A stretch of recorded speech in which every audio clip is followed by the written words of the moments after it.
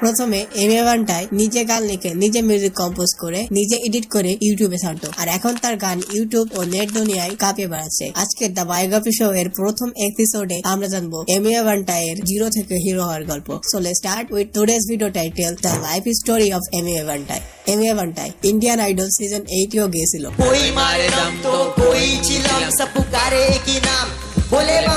এবং সে সেখানে রিজেক্ট হয়ে যান, আর তিনি র্যাপ নিয়ে এত ব্যস্ত থাকতো যে তিনি 12 ক্লাস বা এইচএসসি তে ফেল করে বসে। ওয়েট, আমার মনে হয় আমরা অনেক আগে চলে এসেছি, তো আমাদের শুরু থেকে জানা উচিত।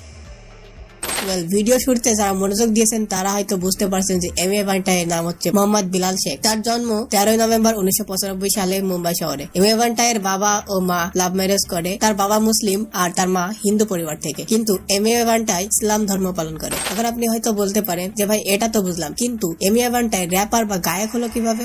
সাল 2010, এমি ভান্টাই তখন ক্লাস 10-এ পড়তো। একদিন যখন ক্লাসরুমে বসেছিল, তার পিছনে জেই পাউল নামে এক বন্ধু এমিনেম নামে এক র্যাপারের নট অ্যাফ্রেড গানটি ছিল।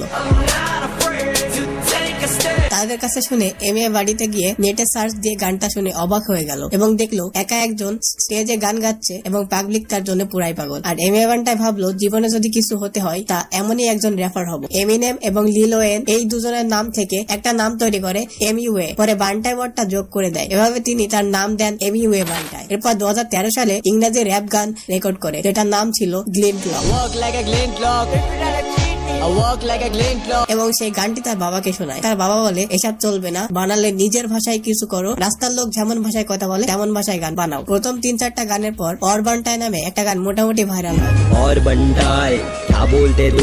তখন কিছুটা পরিচিতি পায়, তারপর আবার গানে তত ভিউজ আসে না। এমি ভান্টাই গিয়েছিল ইন্ডিয়ান আইডল সিজন 8-এ তার ট্যালেন্ট দেখাতে, কিন্তু কেউ যেন তাকে দামই দেননি এবং সে রিজেক্ট হয়ে যায়। তখন তার 1 বছরে 100 ভিউজ আসতো। তখন আসে টাকার সমস্যা। সে একটা ক্যাফেতে কাজ করা শুরু করে, যা থেকে 300 টাকা করে পেতেন। আর তখন কোন দিক থেকে যেন সফলতা আসছিল না। কিন্তু এমি ভান্টাই তো সাধারণ মানুষদের মতন না যে 1-2 মাস চেষ্টা করে থেমে যাবে। 2016 সাল থেকে তার ভিডিও কোয়ালিটি ফুল হতে শুরু করে এবং তার গানের লেখাগুলো ভালো হতে থাকে। 2016-তে ऐसा कुछ शॉट नहीं है, बाप का बेटा में ऐसा कुछ शॉट नहीं है, जिंदगी मजे में ऐसा कुछ शॉट नहीं है, গানটি বেশ সারা ফেলে ইউটিউবে। তারপর আরো একটা হিট গান আসে টারাক পাড়াক নামে। 2017-তে তার লাইফের টার্নিং পয়েন্ট শুরু হয়। এমি যে ক্যাফেতে কাজ করতো 3 বছর আগে, সেই ক্যাফেতে রেডিও সিটি ফ্রিডম অ্যাওয়ার্ড পান। তার কিছু ফেমাস সং বের হয়, যেমন এছাড়াও আমার ফেভারিট সং जिंदगी में हर एक चीज में मेरे दिक्कत है, बैटिंग करने मिलती है तो पहले बॉल पे विकेट है। এবং আরো একটা গান বের হয় যেটার নাম হচ্ছে ডায়নামাইট। सुनो अब मेरी कशाकश हो गई हाँ मुझे। এবং এই গানে যাকে মডেল নেন তার নাম মুক্তা, যে পরে গিয়ে এমি ভান্টাই জিএফ হয়ে যায়। কিন্তু কিছুদিন পর তাদের ব্রেকআপ হয়ে যায়। ব্রেকআপ হয়েছিল এই কারণে তাদের প্রফেশনাল লাইফে যেন সমস্যা না হয়, এই ভেবে দুজন ইচ্ছা করে ব্রেকআপ করছিল। তারপর ইউটিউবে 1 লক্ষ সাবস্ক্রাইবার হওয়ার কারণে সে ইউটিউব থেকে সিলভার প্লে বাটন পায়। সে সময় একজন ফেমাস র্যাপার ছিল রাপ্তার, এমিও কে সাপোর্ট করা শুরু করে। এমিও বছরের শেষ গান নিয়ে আসে #সারাক।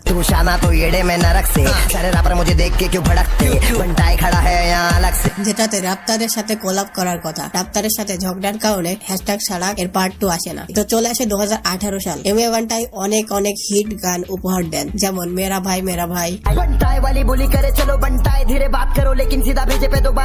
তখন বলিউডের র্যাপারদের নিয়ে এক মুভি তৈরি হতে শুরু করে, যেটার নাম ছিল গালি বয়। যে মুভিটাতে এমিওকেও নেওয়া হয়। 2018 এর মধ্যের দিকে আরো কিছু গান আসে, যেমন কড়ক বন। আরো একটা গান আছে প্রচুর ভাইরাল হয়, আউট অফ সম্পর্ক।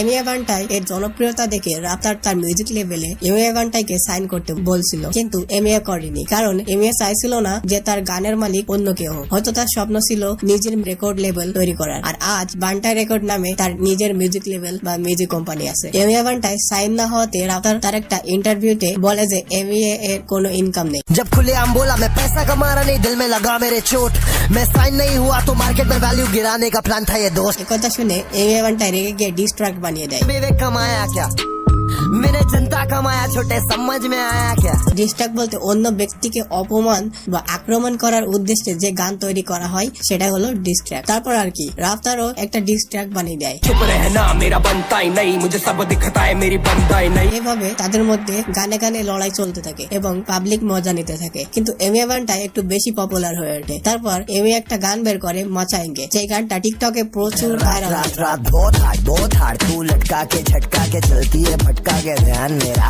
এবং আমিও এই গানটা দেখার পরে এমিয়াকে চিনি। তারপর এমিয়া গানটাকে কখনো পিছনে তাকাতে হয়নি, তিনি ইউটিউব থেকে ডায়মন্ড প্লে বাটনও পেয়ে যান আর ব্যাক টু ব্যাক তার হিট গানগুলো আসতে থাকে। আজ তার ইউটিউব সাবস্ক্রাইবার প্রায় 19 মিলিয়ন। যে একসময় এমিনেমের স্টেজের ভিডিও দেখে বলছিল যে কিছু হতে হলে এমন হব, সে আজ সত্যি এখন স্টেজে দাঁড়ালে পাবলিক চিল্লায় ওঠে। বর্তমানে এমি এভান্টাইয়ের প্রতিটি গানই মিলিয়নের উপরে ভিউ পায়। আর আপনি যদি এমি এভান্টাইয়ের ফ্যান হয়ে থাকেন তাহলে নিচে কমেন্ট করে জানাবেন। Thank you so